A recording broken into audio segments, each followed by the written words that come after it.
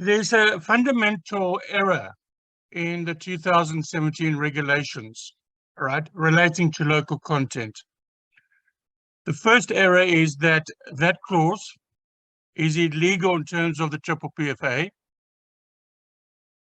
on ground one. On ground two, which is the one where it becomes very interesting, it's illegal for not complying with the Triple PFA Act itself.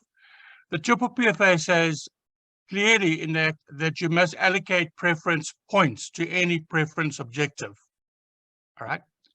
If you allocate no preference points, then you cannot use local content as a local designated sector, etc., etc., etc. All right. The second point is the way 2017 regulations were written.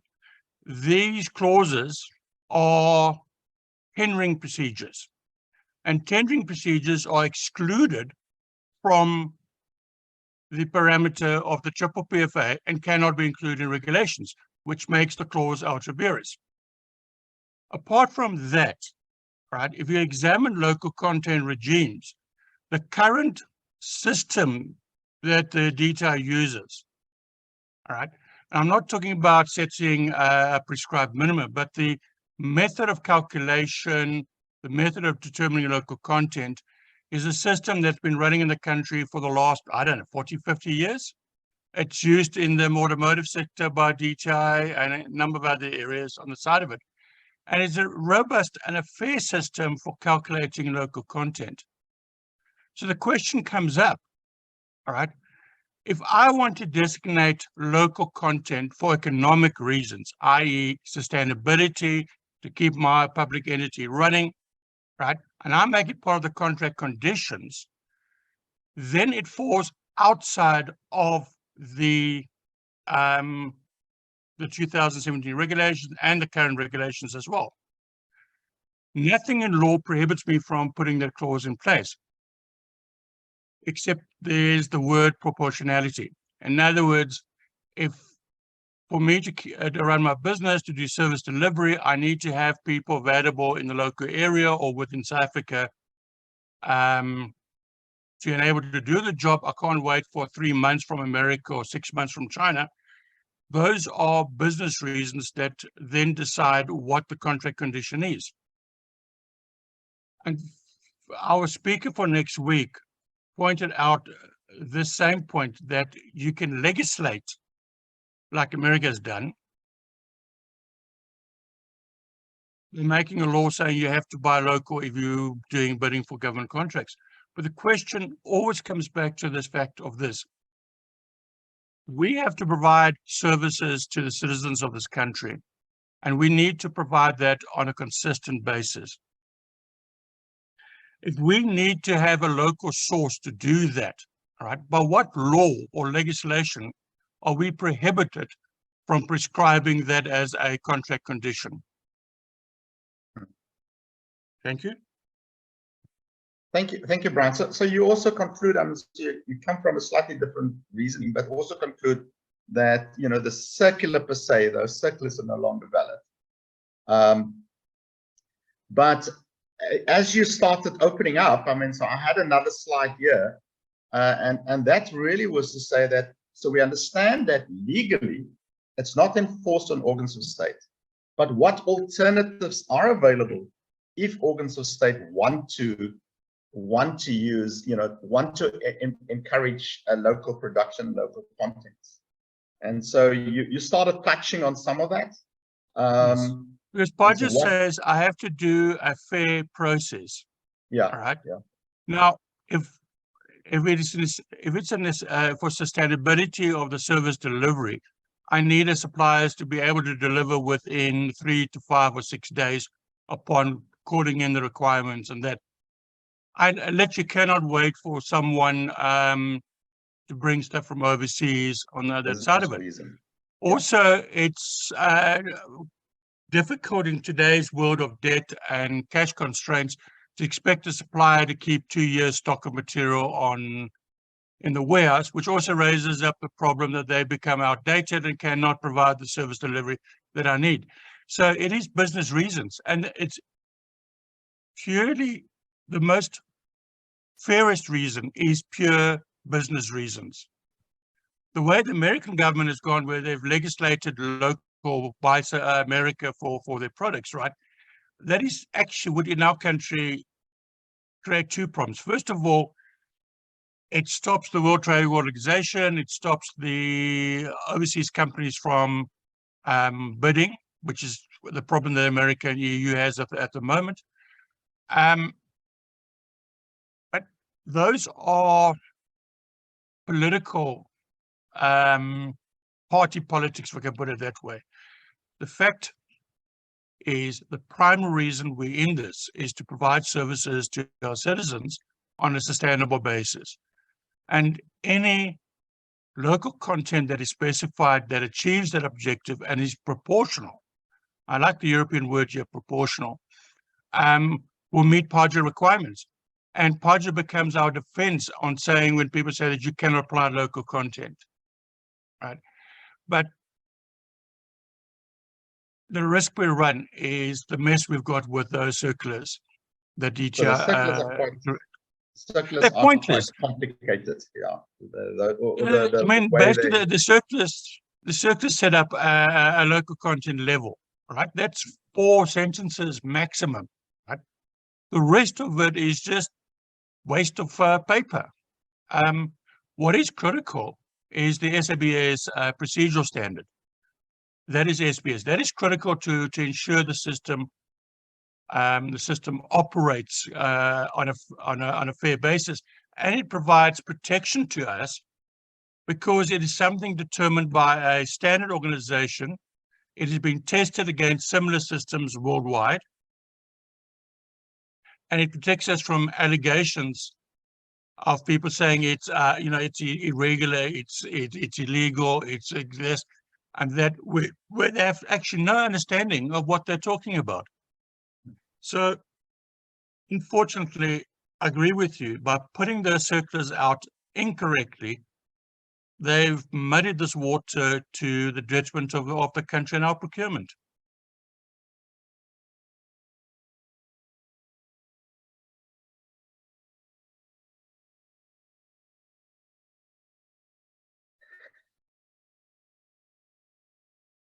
Are some of you still using? Oh, okay, thank you, Advocate. Thank you, colleagues. Can you hear me? I can hear you. Okay. The question for me that's important, which I think we've been raising for quite some time. Firstly, the issue of local content, there's no debate around it. We need to make sure that we improve our posture in terms of how we embrace stakeholders where we serve, right? And if you look at the focus on African free continental trade agreement, it's again embracing that, but I'm not there.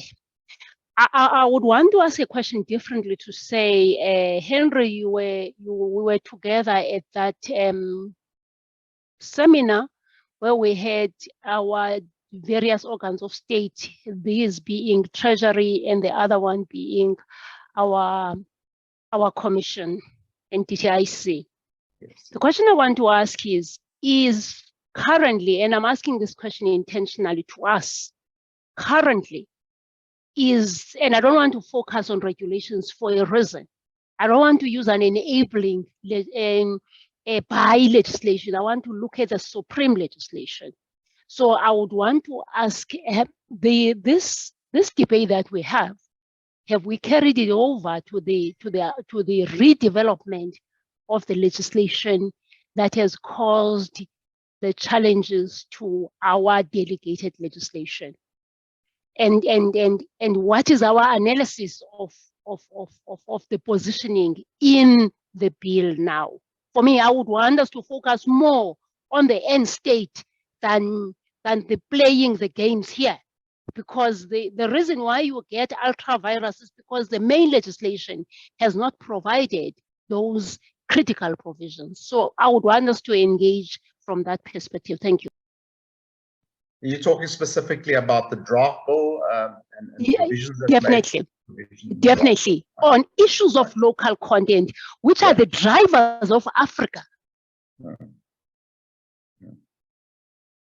And what is currently in there? I think a very valid point, advocate. And if there's not, you know, enough in there, then do we need to put more in there? That's what I'm kind of Henry, it is a very valid point, and it's not clear. That's one of the, when going through the bill, it wasn't clear on this distinction between where it's a business reason, which is a contract condition. That to me, it came across, the bill came across that if you don't allocate a preference point to local content or to locality, then it cannot be part of the preference section of the bill. But the other sections, as advocate said, is not clear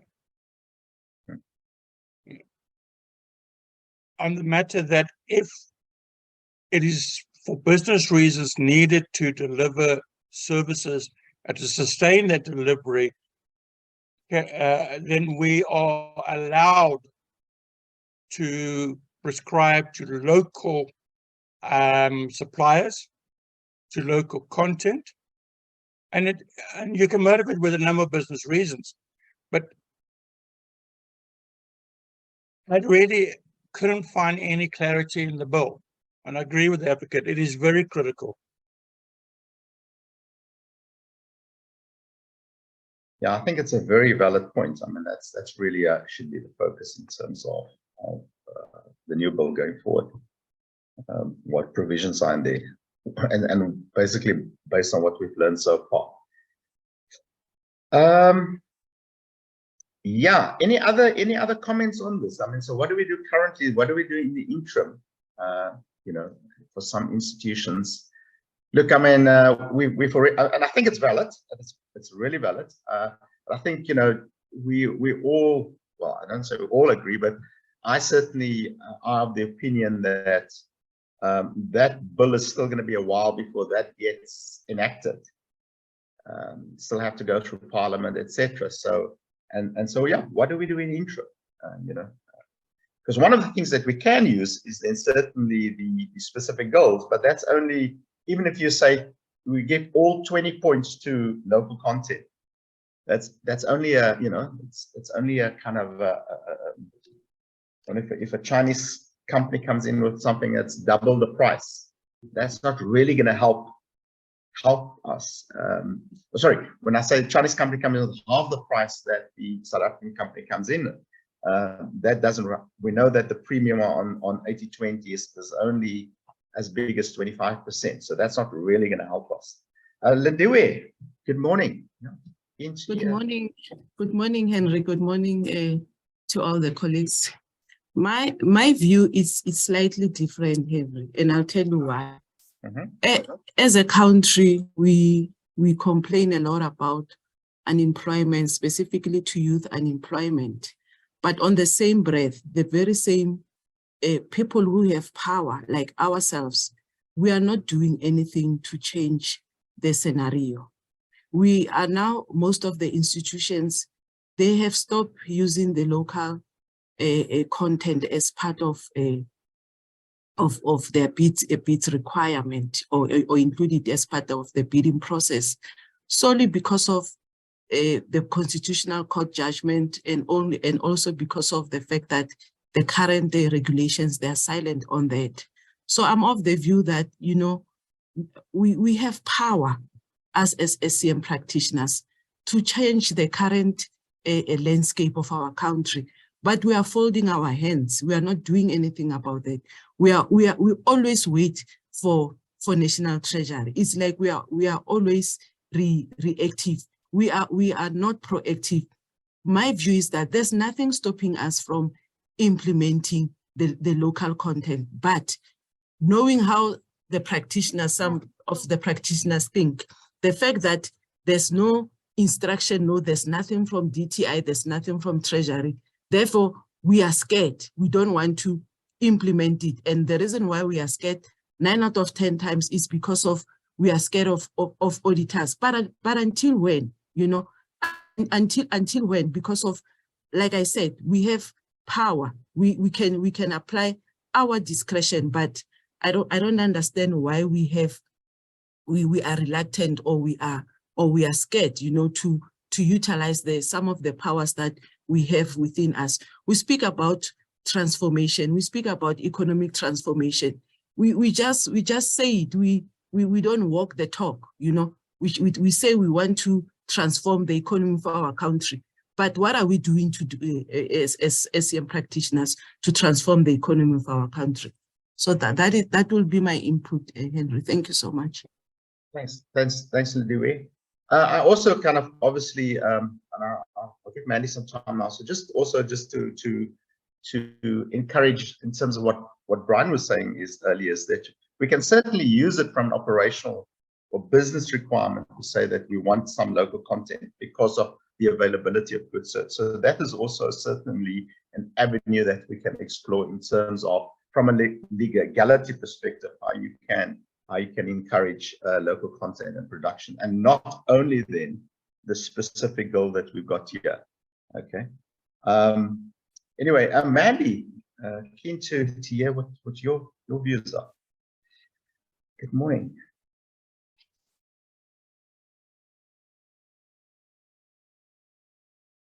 I hope you can hear me, because I keep on getting a message that I have a bad network. I'm sure. Okay. We can still hear you, so while we can, please continue. Can you actually hear me clearly? Emily, can you hear me? We can hear you. We can hear you. It is faint, but we can hear you.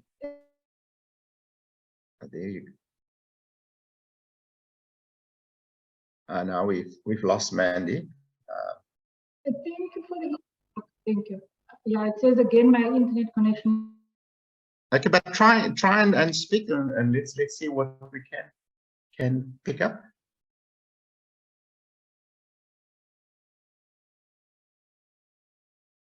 So seems there's a problem then with Mandy's feed there, or internet. I don't think Sean activated. I'm not sure. I don't think Sean activated the chat. Otherwise, Mandy, you could have just put something there in the chat in the interim. Okay. Yes, unfortunately, we're not going to be able to. It doesn't sound we're going to hear Mandy. Mandy, you're free to, if the internet's a bit better, to come back in again. Brian, I see your hand might still be raised from a previous time, or you know, it's in respect to what Lindiwe was saying. Yeah. All right. As an ex-auditor and a specialist in beating up the Auditor General, all right, we and the Auditor General have read the legislation and regulations in respect of local content completely wrong. And as representing the auditing community, one has to apologize for that error, and it is an error. All right. To correct inaction by fear is disruptive to service delivery.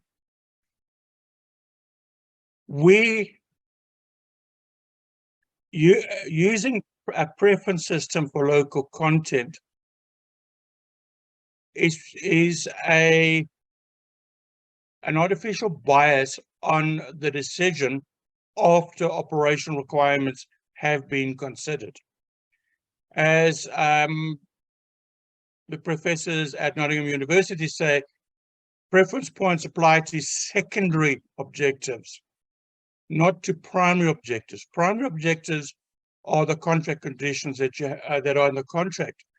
And I think this distinction has never been clearly made by National Treasury.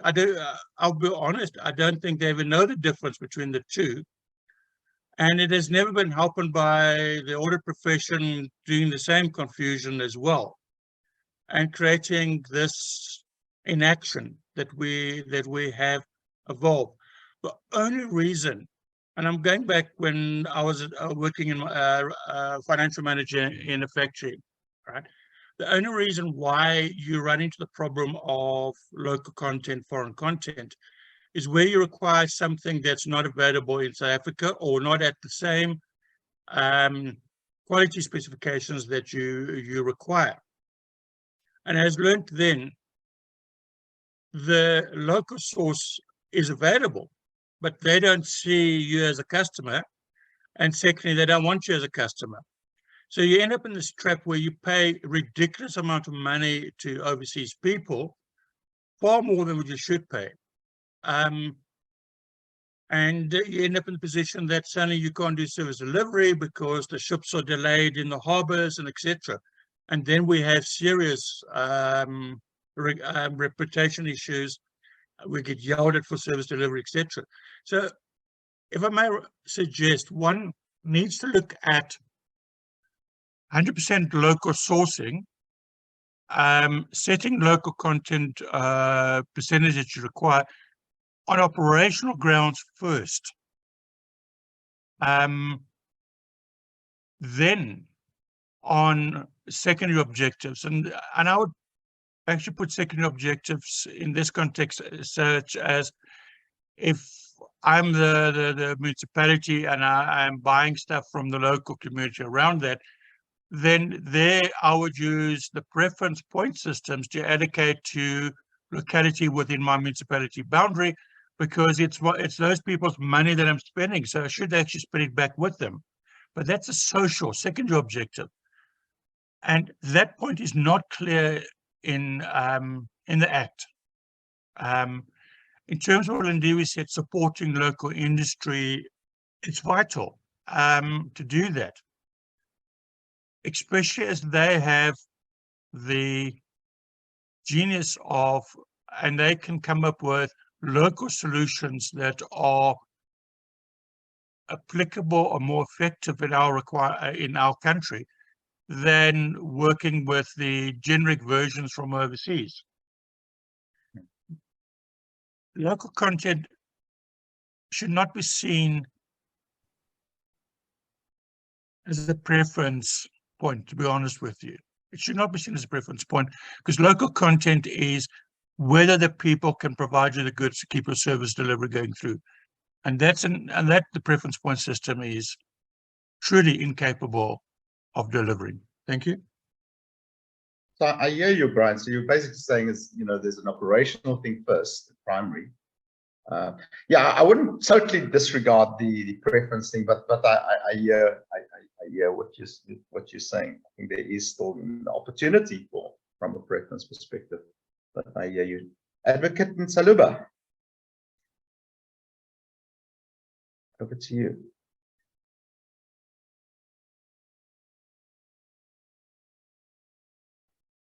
Advocate, you're free to unmute. I think you're still muted.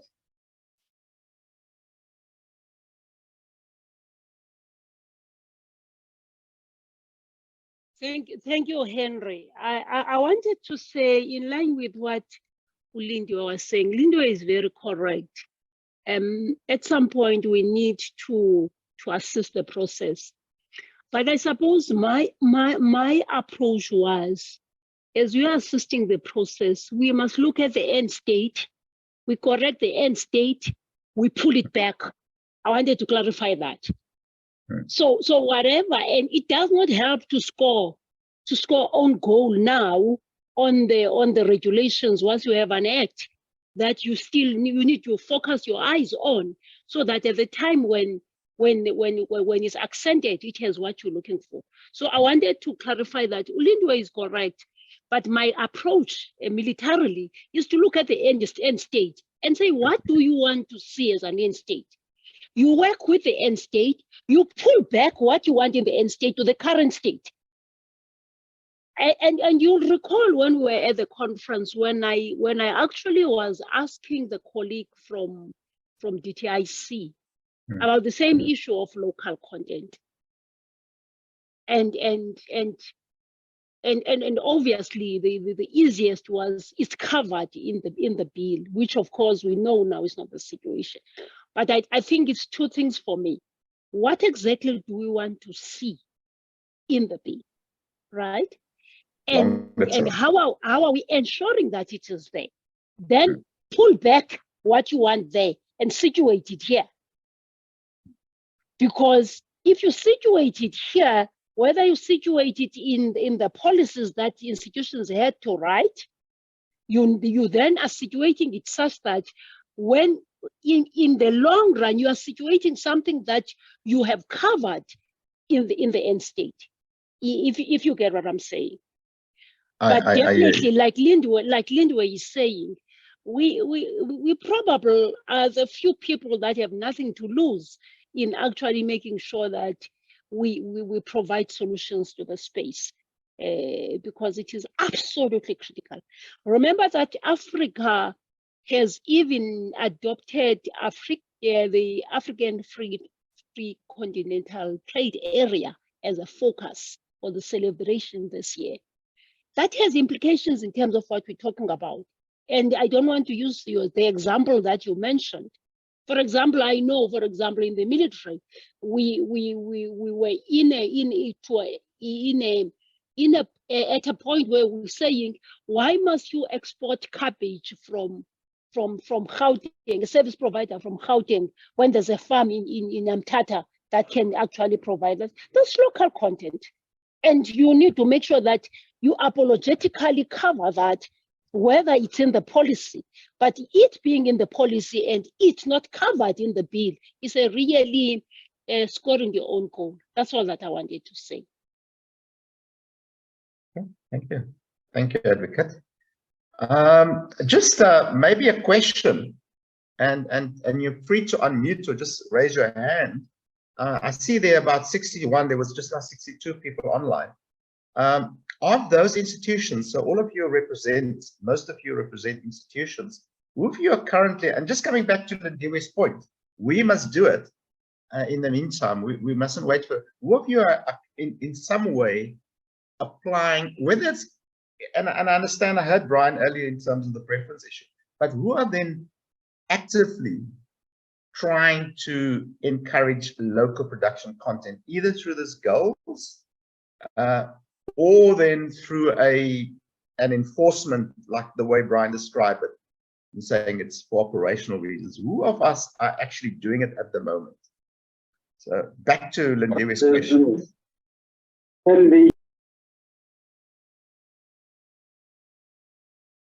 Mandy, you can talk again if you are able to unmute. Okay, let's hear. Thank you. Thanks. I'm sorry, I was kicked out before. I think something dropped somewhere. Okay, I actually wanted the inputs or the opinion of the colleagues here, because I think we are very much on the same page. We are currently in the process of issuing a tender for furniture for our whole department. And it's quite a big tender. It's going to be most probably the estimates that we worked out more or less. It's going to be in the region of 150 million. And we included the local content clause in there. And now we were told from above that we need to stop and first reconsider and kind of from GTIC and all in all. But we were very much of the opinion with the end user that we should continue, because it is quite, it's a big thing, and we would like to, what's the word, promote local content. So if I could get the inputs or the opinion from some of the colleagues here, including yourself, what would you do in such a situation? Because I also very much agree with one of my former colleagues at International Pleasure, it's the same level, that we should, that we have that power as practitioners. So yes, if I could possibly get some inputs on that. Thank you. Thanks, Amy. Okay, thank you, Mandy. I think most of you might have heard what Mandy was saying. So they've got, just to recap then, they've got currently a furniture tender, approximately 150 million Rand, quite a significant tender. And they want to use then the previous provisions to say that it must be X% local content. So they want to have like a some qualification like that in the tender. So anybody that want to respond to Mandy?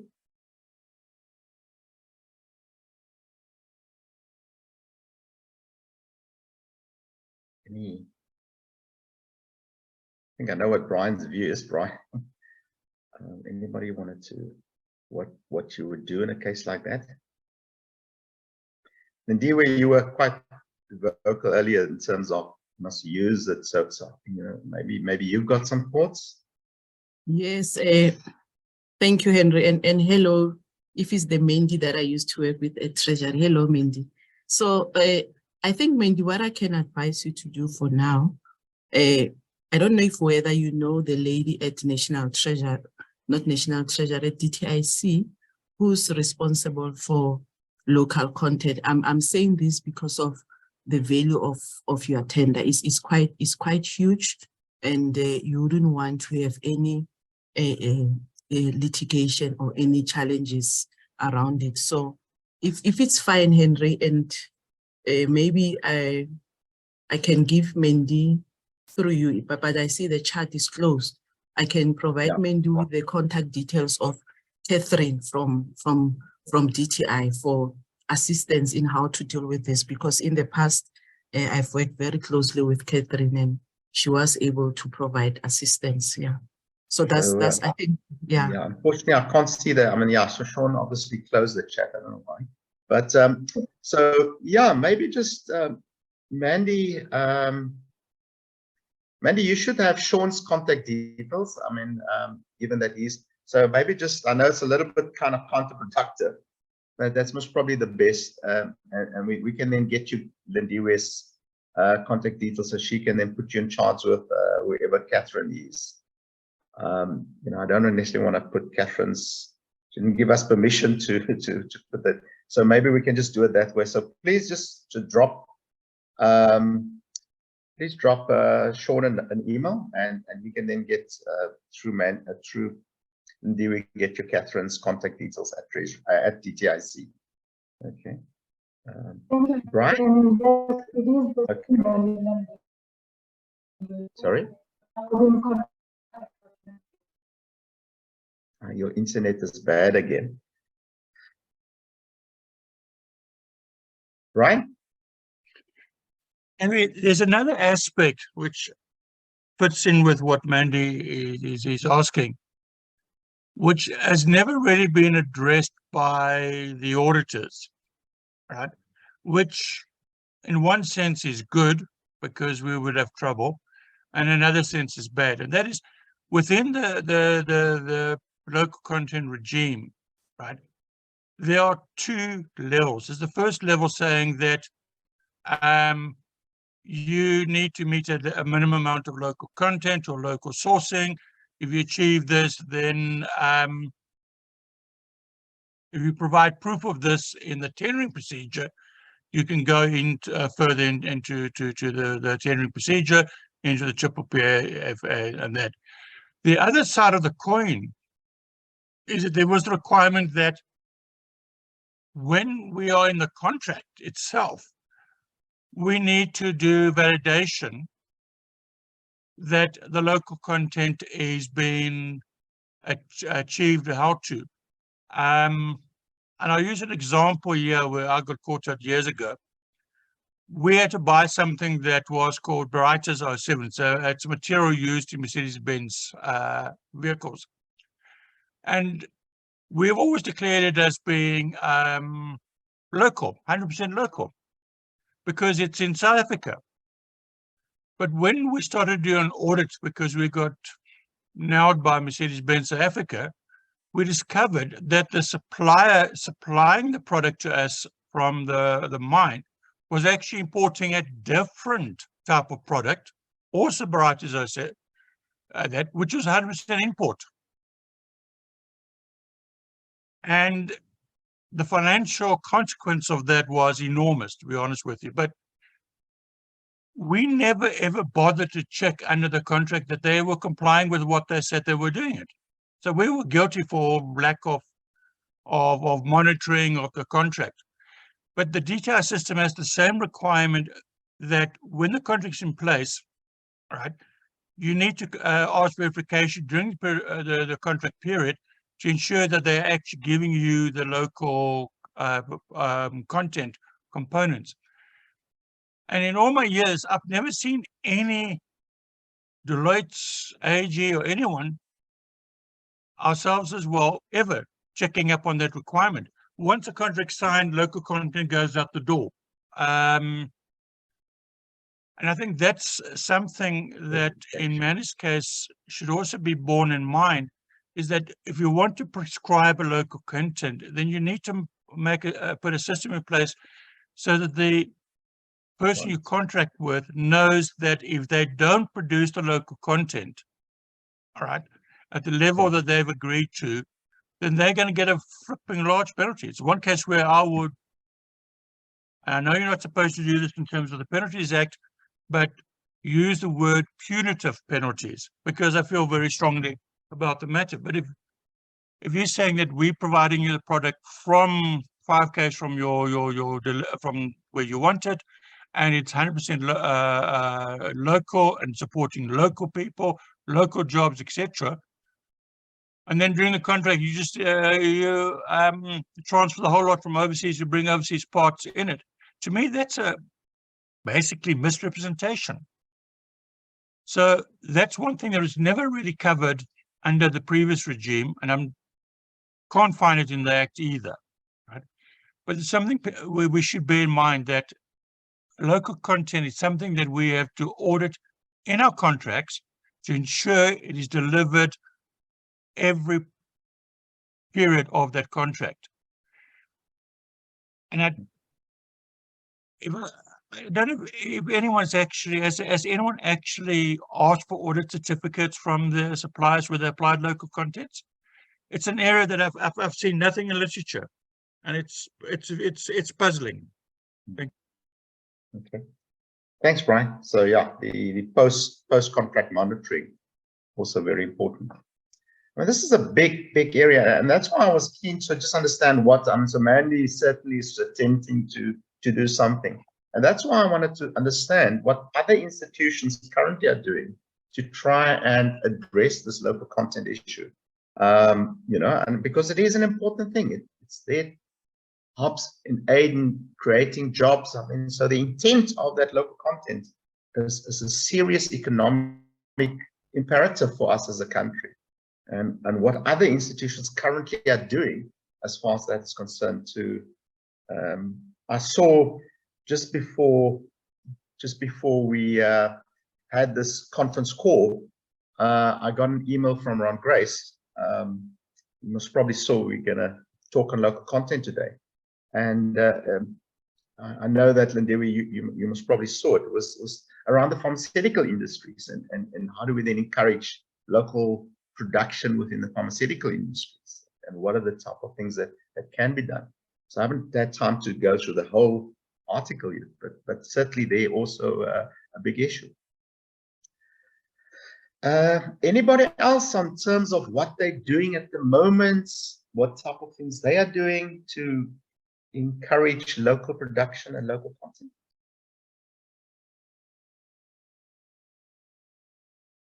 Right, Ken, I hope I've pronounced it correctly. Ken, you can unmute.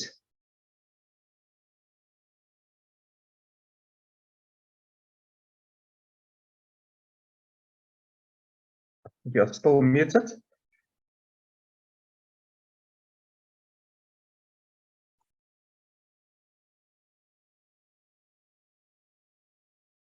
Ken, I don't know if that was just a mistake or you just wanted to kind of raise your hand to say that you are doing something.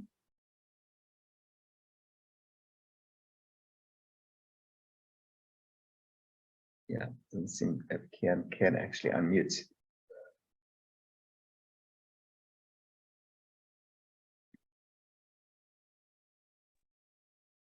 Oh, there, great. Good morning.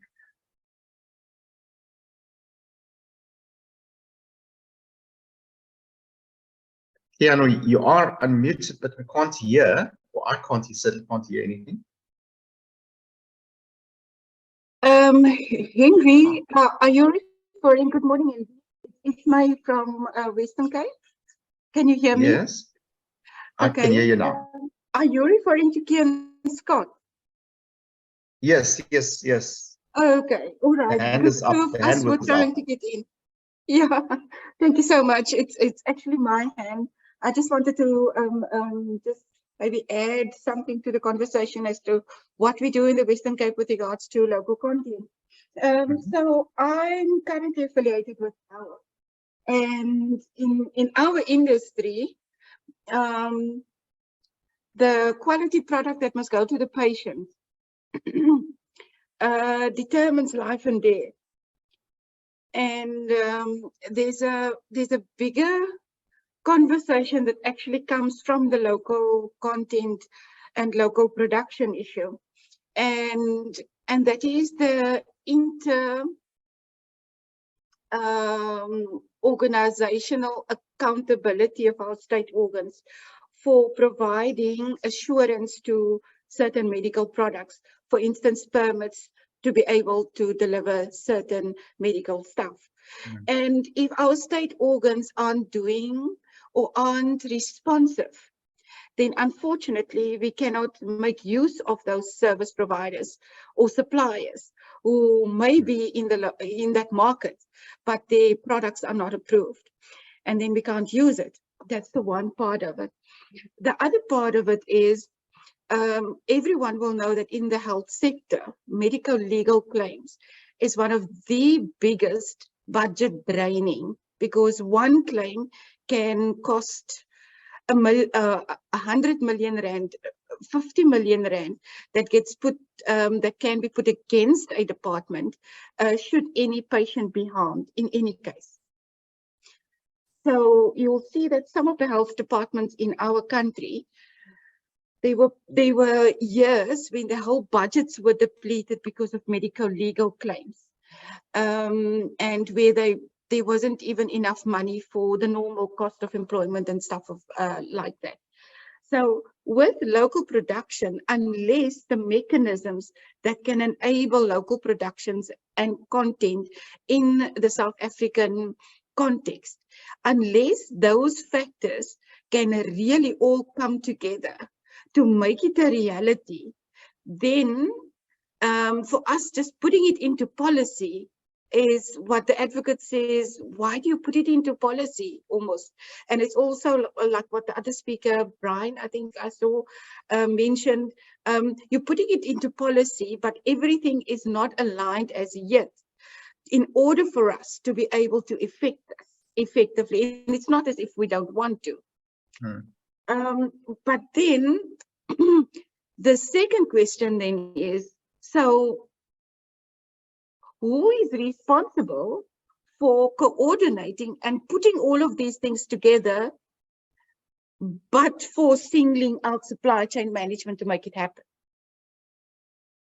Because if all of those factors are sorted in terms of working relationships between state organs, the relevant state organs that should provide permits, that should provide access, that should assist local suppliers to get into that market, and then it's much easier for us to get certain development projects, to get certain development trajectories for certain industries going, if all of those organs of states are working together.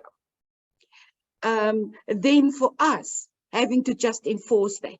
Because for now we're enforcing this local production and content thing without having the necessary, infrastructure or architecture that's functional in our in our country.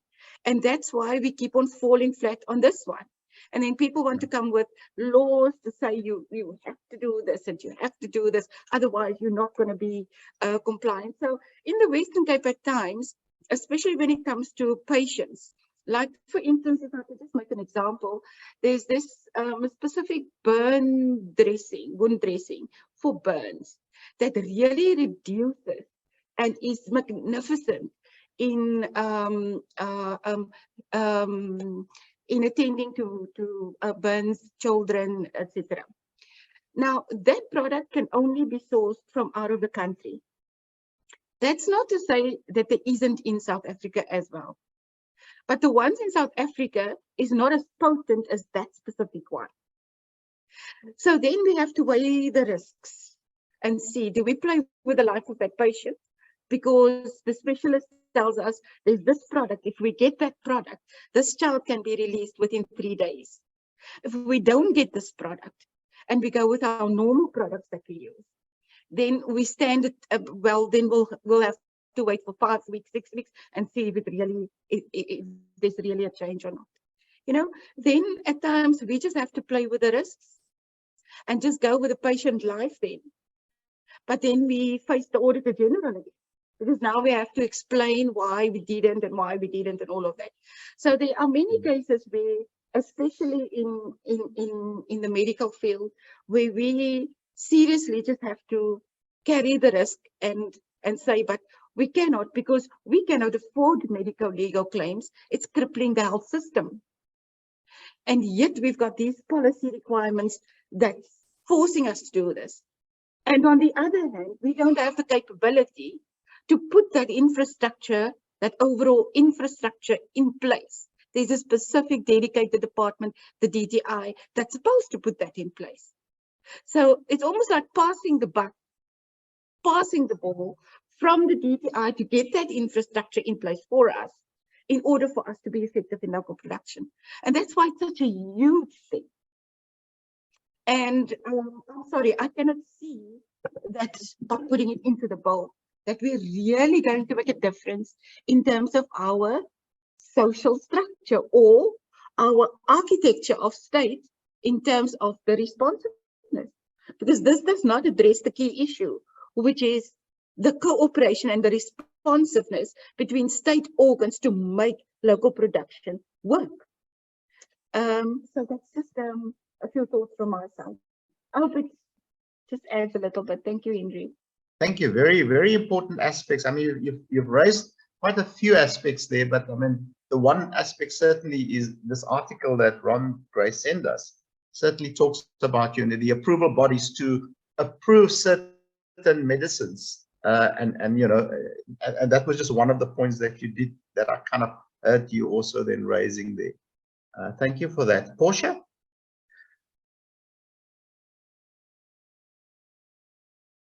Good morning, Portia Hasri.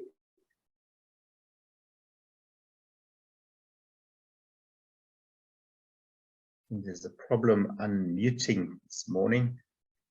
Okay, So, I Portia got might it also- at last. Yeah, I had a challenge with unmuting. Thank you so much for this interesting discussions here.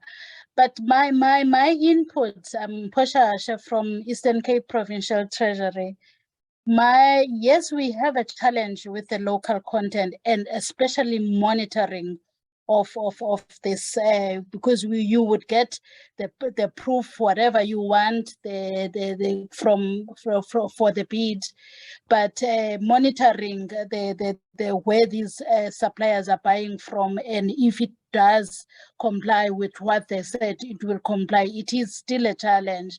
Maybe in our cases we're saying it's the capacity that we don't have, and we cannot be all over like checking all these suppliers, but we are hoping that also DTIC is also assisting it, because we submit the SPD 6.2 to them, thinking that they would try to do as much as they can. But we are, I think, trying to have this. We still have to have it in the special condition to ensure that there is a little bit of compliance, whether we fail in monitoring. But there is, I don't think it will make a big change if we only have it under specific goals. But if we have it as a pre-qualifying criteria, a compulsory one, where we say that the product must be, there needs to be a proof, which is what the demand is supposed to check at demand management doing in the research. They need to research intensively about the product, so that we don't put things in the evaluation criteria that are not in line with what is available in the market. So it is important to know the standards that are required for that commodity, the standards that are required, the whether it is really produced locally, and how much is locally produced, the percentage that is produced locally, and then you can have that in the special conditions to say that you need a proof for this.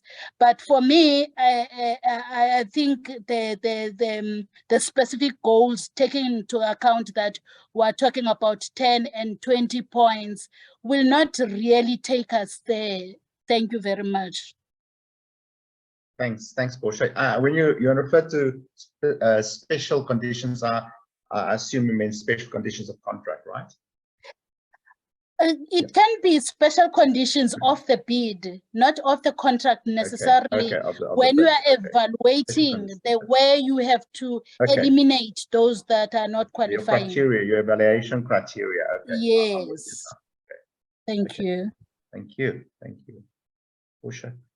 Right, sure. Well, we thought this was going to be a very short session, and it turned out to actually be.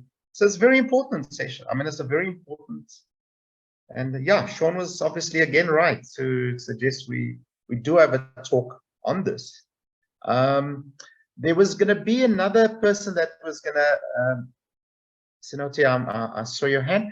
There was going to be another person that was initially going to, a doctor, I think he's from Poland, that was going to talk on what they're doing as far as local content is concerned. So that was the original session, but he had a family emergency. And so that's why I kind of just at quick notice stood in and thought, let's just do this. Sinoti? Yeah, thank you, Henry. Morning, colleagues.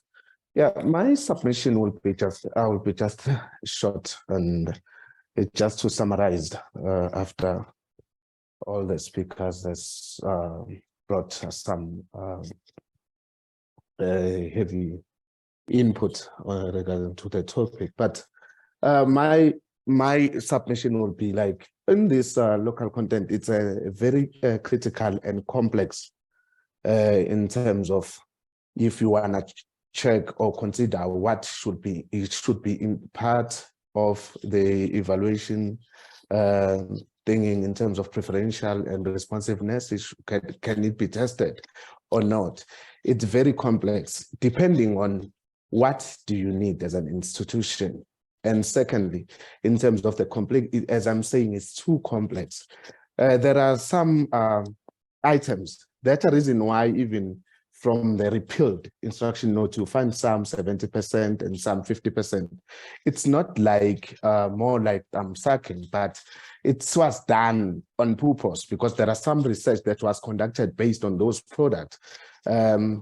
After an assessment and a research that has been conducted, as my last speaker also mentioned, is then when an institution will come up and saying, no, this one, like for example, in the cabbages, you can weigh or compare the cabbages and maybe a certain medical thinking, medicines and stuff, because of the criticality, and also you check also the manufacturers and stuff. So the problem that we have at the moment, definitely, as the previous speakers also mentioned about the evaluation, the post-evaluation of whether to check of whether was as it was declared, but was it really procured locally? Definitely, in terms of the capacity, definitely, I doubt that the institution will have enough resources to also monitor that. But in terms of the problem that we have at the moment, I think it's more like a lack of synergy, less synergy within the governmental or regulators themselves. Like if I can make an example with DTI and the National Treasury on ensuring that they achieve what has been set constitutionally from the Constitution itself. Because why I'm saying that is simply because you can have such provision on your policy. But to me, it's become a bit less important, and I can say null and void exercise to have it there, while the legislation that will be audited on in terms of preferential and in terms of test of responsiveness, it's strictly put it clear that it shouldn't be part of the preferential scoring, or it shouldn't be put as a disqualifying factor as for a pre-qualifying thing. So for me, if you have it there, it's a problem. It's an issue of how are you going to evaluate it? Because as we know, in South Africa, we're facing a large number of irregularities are inclining year in, year out, of which it imposes also the bad image on the institution itself. So that's a problem that we have at the moment, that we can have it somewhere on our bid document, but the problem, how are you going to evaluate it? Because we have to make it sure that it's aligned to the regulations in terms of evaluations and stuff. You can have it there and you find that maybe the bidder met the requirements, certain requirements for it. Let me say 100%. But in terms of the scoring, we find that that bidder scored number 2. Definitely, you can't take that bidder as number 1, justifying with that.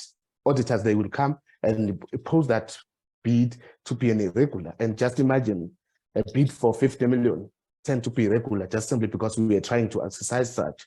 So I think it will be better if our regulators themselves, they can find ways so that we'll have the best in terms of how do we apply. Because definitely, if we don't get buy-in from them,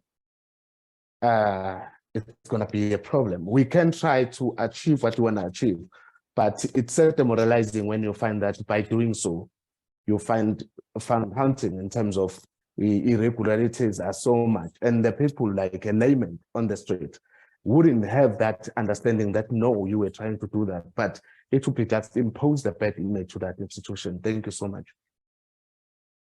Thank you so much. I think while somebody is opening up, maybe still gonna unmute or wanted to chat. Maybe some comments from me again as Advocate Nshaluba and Lindy were talking, about what do we do. Lindy was talking about what do we do. Advocate Nshaluba was talking about, the enabling legislation. What do we do in terms of the strategic direction, where we're going with this in terms of enabling legislation? I think all of us, and I kind of want to also bring that together, is how do we then influence? And all of us should go and look at that. I know that's further down the line, but should go and look at that enabling legislation and start campaigning that, that we then have input into that legislation, that we do go and, because we've all got good ideas coming out of this, and that we then make sure that we get our voices heard. Certainly Department of Health, the challenges they have there in Western Cape, how do we kind of assist to get some of those legislators or those approvers to be more proactive, talking about collaboration of the different government departments in that context. And so, yeah, so what can we do to encourage it, to stimulate that? I think that's kind of what I'm also taking from this. What are we going to do going forward? Okay, yeah, sure, state needs to put the legislation in place, but we need to influence it. We need to, when there's a comment out, when it's out for comment, we need to provide that input that is required.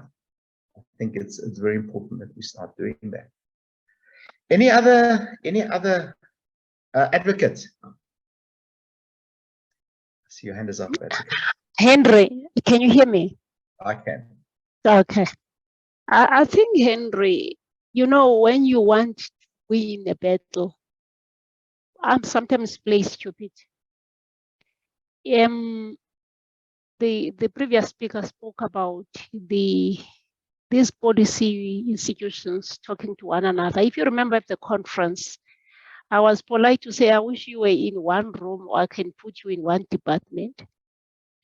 Don't you think that it would help us if you and Sean could actually find a way of pulling through the authoritative person at DTIC who can actually make a presentation to deal with these issues? I'm saying this because the more we raised it, that the left and the right don't see eye to eye, the more it was very clear that the people who are supposed to protect what we're talking about are not aware that it's out of the window.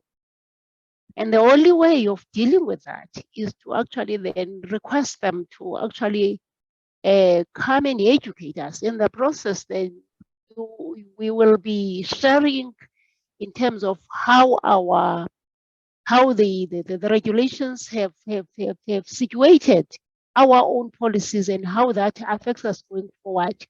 Who knows? Having done that, we have got, I always want to say we've got nothing to lose.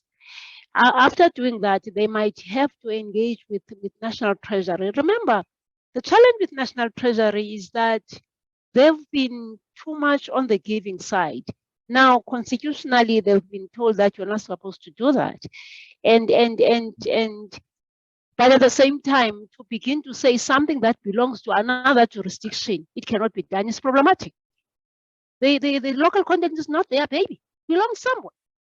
So you then need to, as a person who's serving the community directly, you need to force that collaboration. And thirdly, in the same debate, I think we were lucky at some point we had someone from the AG.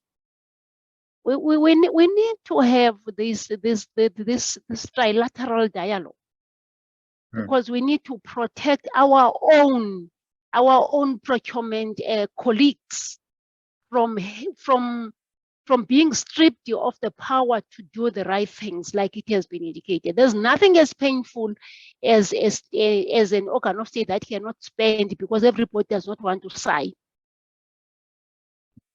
And you end up with the money going back to Treasury.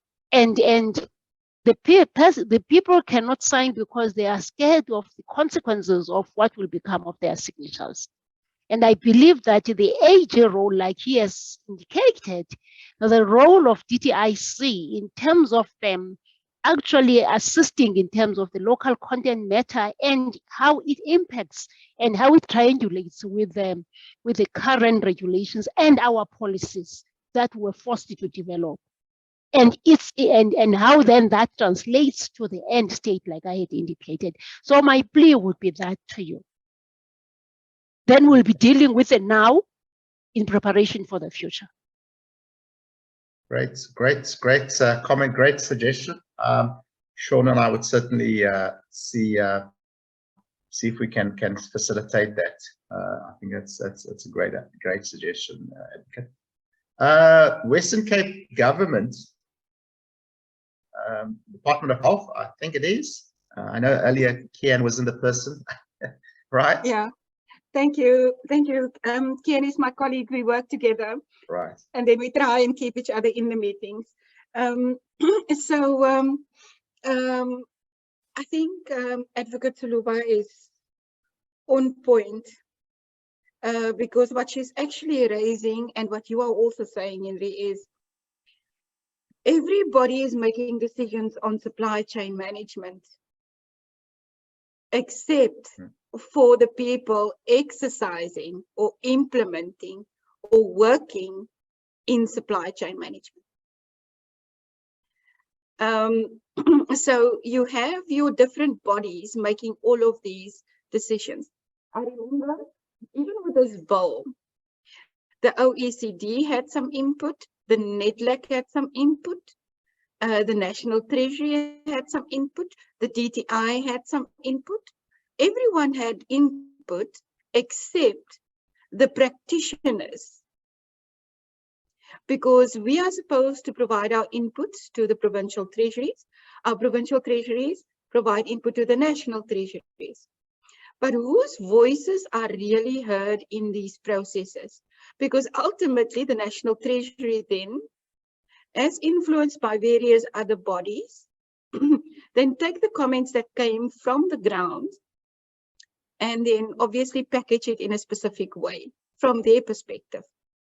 But you get a sense that the voices of the supply chain management practitioners, directors, chief directors, assistant directors, deputy directors, making these things work, making legislation work in practice, that their voices are not heard.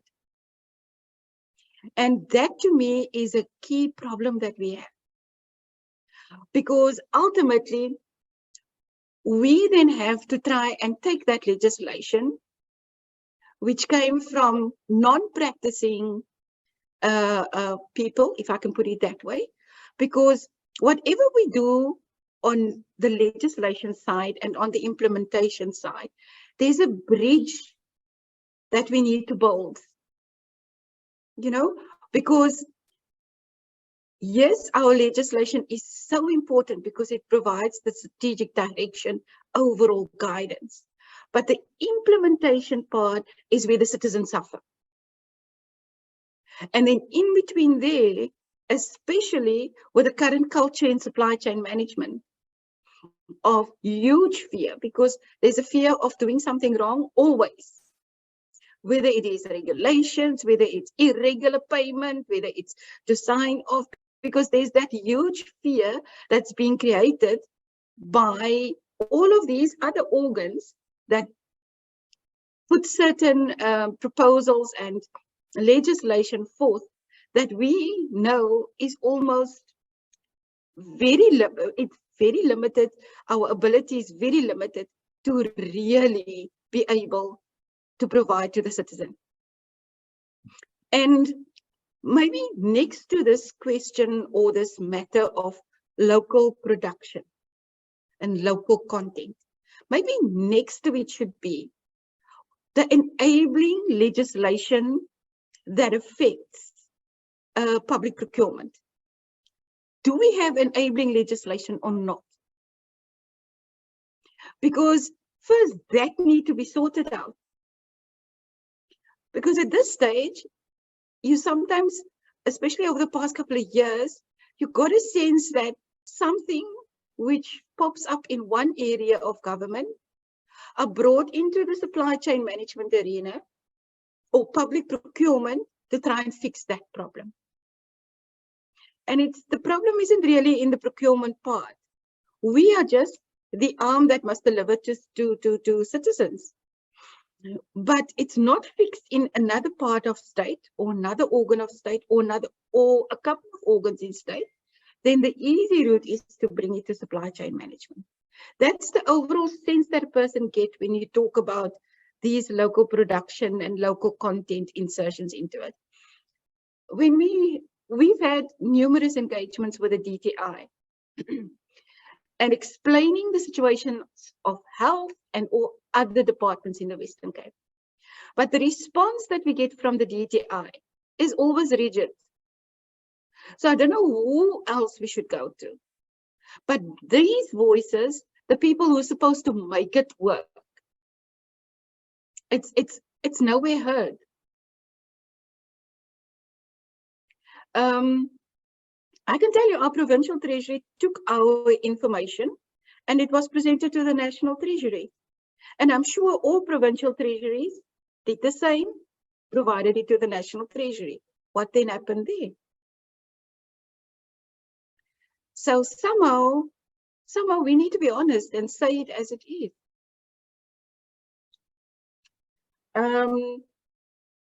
Like in our province, our provincial treasury is extremely proactive in trying to put our messages there.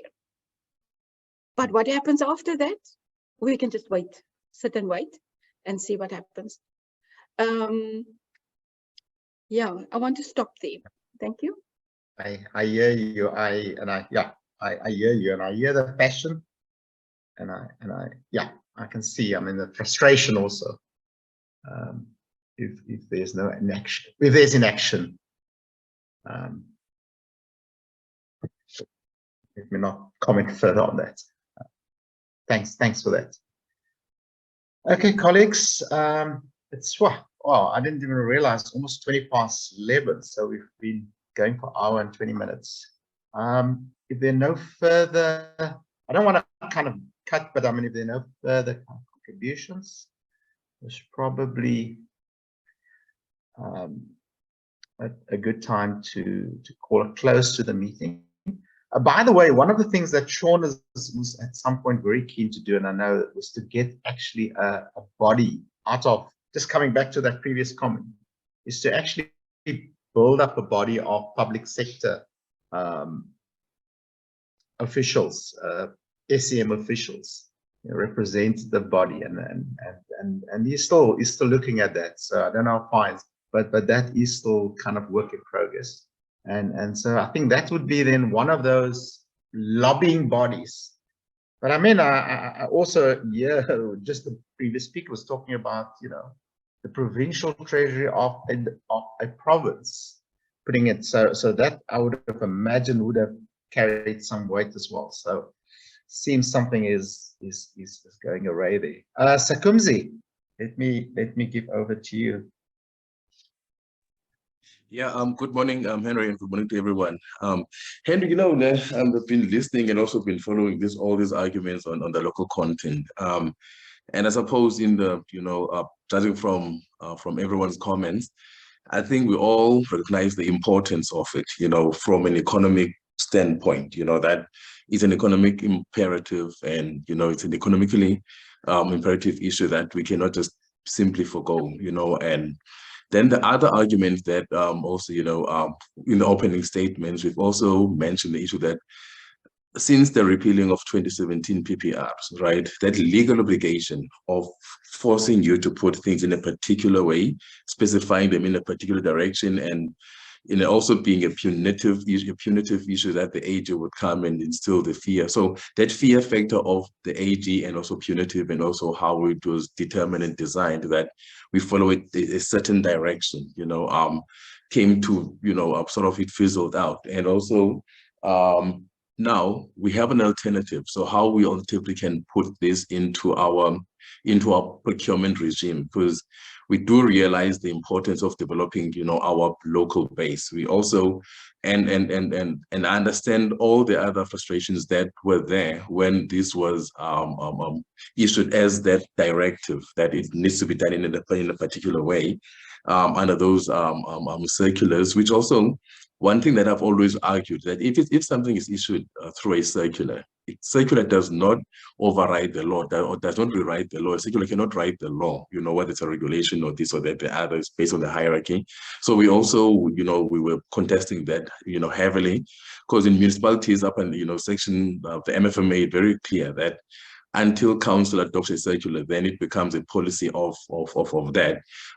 So there were circulars, and also there were regulations, but there was always the argument that how can that circular come and prescribe and rewrite the regulation, and the regulation just gives you one line, and the circular gives you many other things. So, but that's not the argument, but what I'm after is this: now that we recognize that it's an economic imperative issue that we need to drive, and also if my municipality is based, let's say, in some way in the Eastern Cape or the Free State or wherever, and I've got my local base, and the Constitution, is part and parcel of the constitutional mandate that we do local economic development. So my money would preferably like to spend there as much as possible, but if not, then we take it outside of the country. So that is the one part of it. Then, if also the business requirements that I need to, the sustainability of me supplying the services requires that I procure my things, within the local space. If I can't find it, then I go to the other, to other parts of the country. And also working in line with the determination of growing the suppliers and also the supplier base. So now that there's no legal obligation that, forces us to do things in a particular way, how is it, or what can we put into a policy, into our policies, that would form part and parcel of those conditions of the contract, that if we are procuring particular commodity, that we can put into that condition of contract based on the business requirements and also in the business continuity, to supply certain services within the local, that we can put under as a condition, a special condition of contract, but informed by a formal decision, which is in our policy document, that we shall apply local content where is possible, and then we can then in other way, indicate which as far as possible, define it, what it means. And also understanding that not everything can be produced locally as it was in the designated sectors. And now that the rules are relaxed, now how about we also include because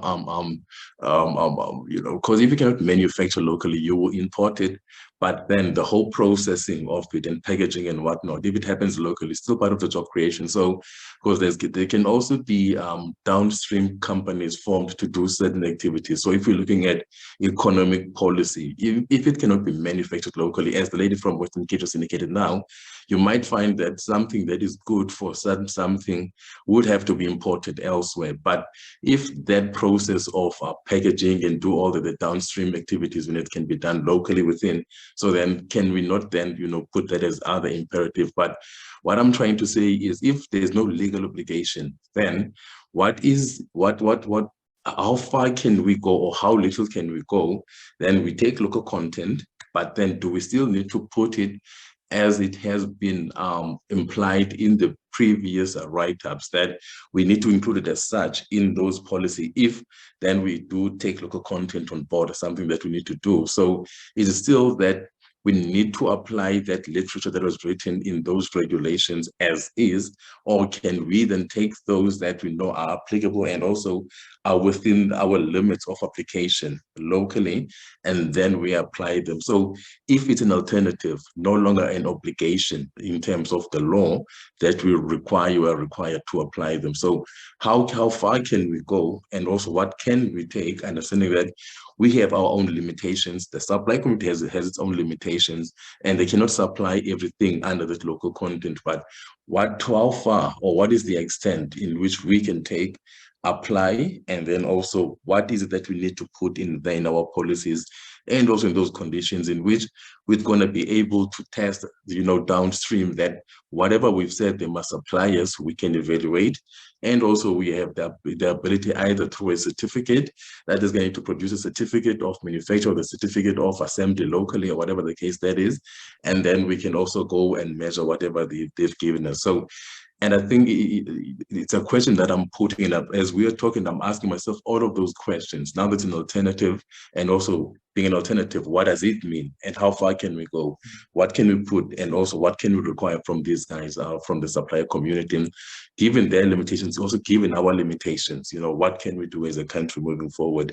Not just completely running away from it just because it's not a legal obligation now, but still understanding that we have that constitutional mandate to grow our local economy. It's a constitutional, it's there in the constitution, so we need to adhere to it still.